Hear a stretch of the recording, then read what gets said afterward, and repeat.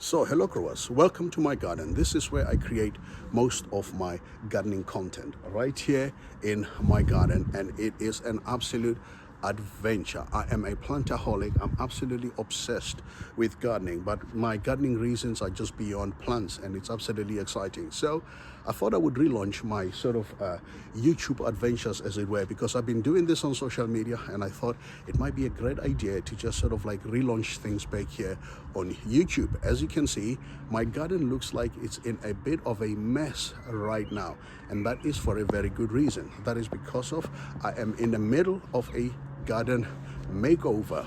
The mess you can see behind me is as a result of me having moved my greenhouse. I used to have a greenhouse here, which is where I used to grow some of my heat loving crops like tomatoes and peppers and all the rest of the plants that we know that love heat. I used to grow them in my greenhouse, but it has become absolutely obvious that we need to really create more room in the garden to reclaim some of that space back, because of, I don't live here alone, and the girls, they just want more room in the garden, and we thought we would move the greenhouse because now we have got an allotment. And right here behind me here, there used to be a veggie patch. I used to grow some onions and some garlics just right behind me, that way you can see that bold patch there. But we've had to change things around, especially now that we have got an allotment. We thought we would reclaim back some of the space so we can grow some more beautiful flowers.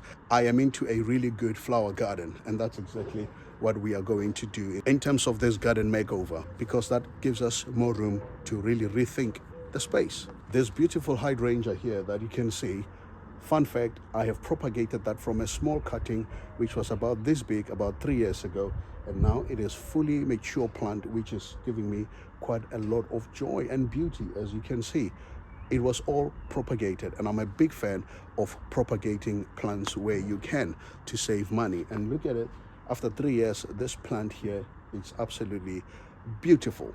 If you're to buy a plant like this right now today, it will be about £30 worth of a plant there, but that has been propagated. And if you join me on my social media platforms, you will see on how I go about propagating hydrangeas, which hopefully we will do some more of that here on YouTube as well. So this corner here is where we are really starting to try and get some shape into the garden. And as you can see it right now, we have just planted an acer in the middle, and I've also put a small azalea right there just to sort of like let it grow a little bit, because as it grows, it's gonna fill underneath that acer. And I've also done something really unconventional. Whilst those two are two plants that like ericaceous soil, I've also put a salvia on there just to sort of like add, because of I think the combination of a salvia and that beautiful azalea, as they merge underneath that acer, they're going to create this absolute beautiful scene. And I love the red acer because of it's going to break that monotony of just having green everywhere. So we are using foliage to also try and create interest in the garden, which is really cool. Whilst flowers comes and go, foliage remains for a long time, and there's a way of using foliage to create interest in the garden. So that's what I am hoping to do right there. And if you look behind me, it looks like my hedge, it looks a little bit bare, it looks a little bit brown. That is because of this is a laurel or a cherry laurel hedge, and what I have done is I have cut it in half because it was too wide. I just cut it in half to reclaim some of that dead space that you can see behind me, and it's looking rather good. And really, I did that without any power tools. I did that with a simple handheld saw, just to sort of like half the hedge, claim some of that dead space back. And we are in the process right now of just doing things over here in the garden, and it's looking really good so far, but still a mess everywhere. It has to look ugly before it can look beautiful. And right behind me here, you can see this is perhaps one of my favorite corners that you can see here in my garden. We have got this beautiful hydrangea, kind of hydrangea Annabelle, but just sort of like the pink version of that, and it looks really good usually in the summer. In fact, I've combined two hydrangeas on here. I've put this hydrangea Annabelle, and I've also put hydrangea paniculata, and it is absolutely amazing.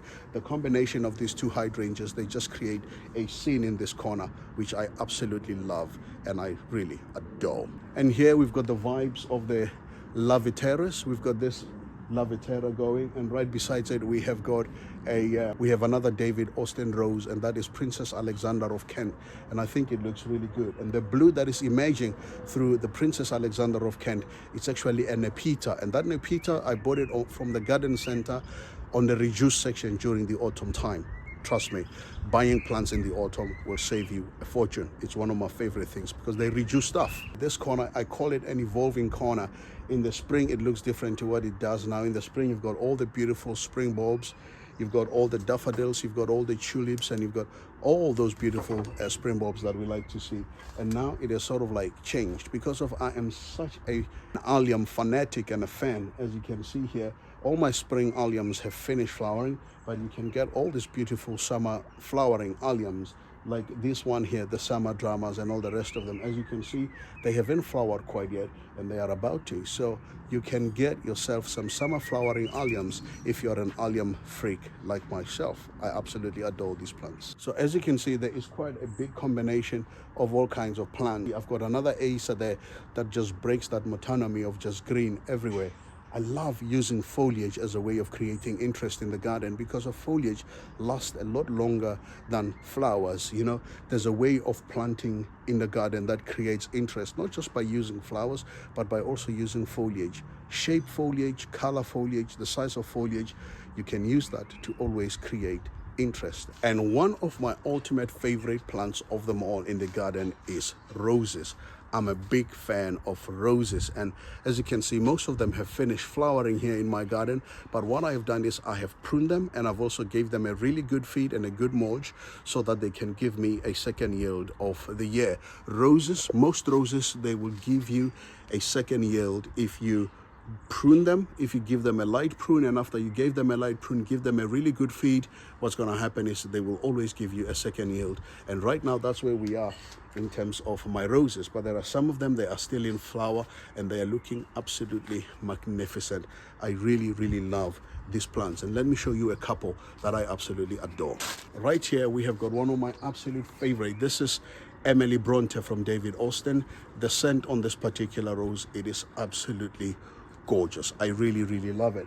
And this one is still in flower, but as you can see, we still need to prune this one a little bit because of in the last 2 days it has finished flowering on some of its flowers. And here I've got this beauty, and this is Gertrude Jekyll from David Austin. Absolutely beautiful rose, one of my ultimate favorite climbing roses here. And this one here is called Strawberry Hill. It's also by David Austin. You can hear the theme there. I seem to have quite a lot of David Austin roses because I just love them. They're beautiful roses. And my second favorite plant of them all has to be acers. I absolutely adore acers, and some of them I have actually managed to propagate myself, and I have used a technique of propagation called air layering. I've air layered quite a few of them, like this one that you can see here, this on the table, that is a propagated acer. I've propagated it from this mother plant here. Actually, if you look on here, you can see that there is one going right now that is being propagated just underneath here. That is being wrapped with that tin foil. We are in the middle of propagating. I've probably propagated about 4 or 5 acers from that one particular acer there because of they are just my favorite plant. So this is my garden, and for the last few years I have been expressing my passion of gardening on social media platforms, and so I thought I would try out YouTube. So if you are interested in really garden content or gardening, or just wanting to learn new things or wanting to learn different methods, come and join me. It's not only that you can learn from me, but I believe that I can also learn from you. If you are on here and you're a garden content creator, please consider following me, and then I will also follow you so that we can learn and share ideas together. So this is my garden. It's where I create content, and I hope you can follow me as I sort of like reshape my garden and rethink my space here, and hopefully we can learn from each other. Happy growing.